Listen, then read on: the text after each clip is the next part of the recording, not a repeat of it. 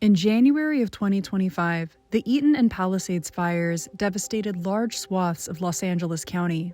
More than 16,000 structures burned, leaving behind contaminated material and blanketing the area in toxic ash.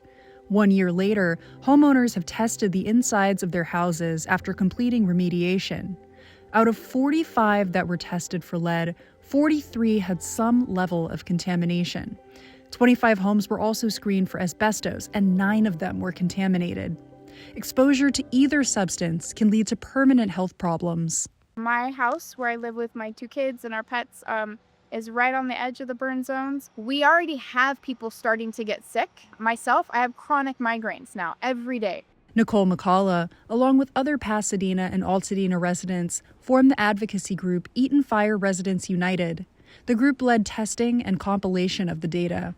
There are no standards for testing post-wildland-urban interface fire. There are no standards for remediation.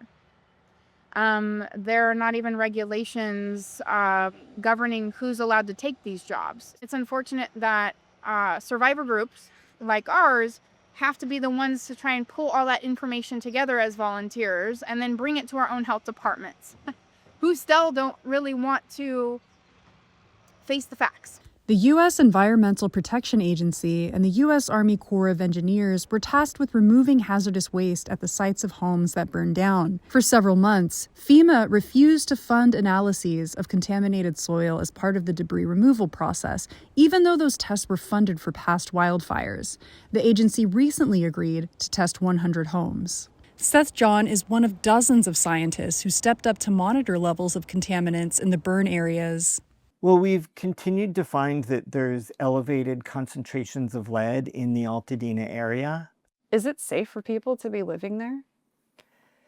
So this is one of the hardest questions that we deal with, is how to think about risk. I think we need to be doing what we can to get lead out of the environment broadly, to clean up these areas.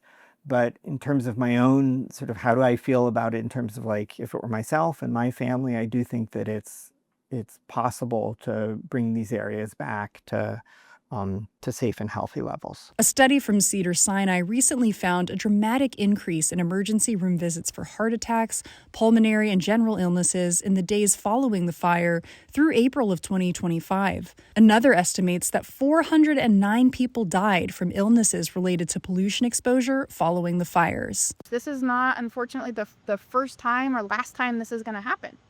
I wish it was, but it's not. We've got to learn and we've got to do better.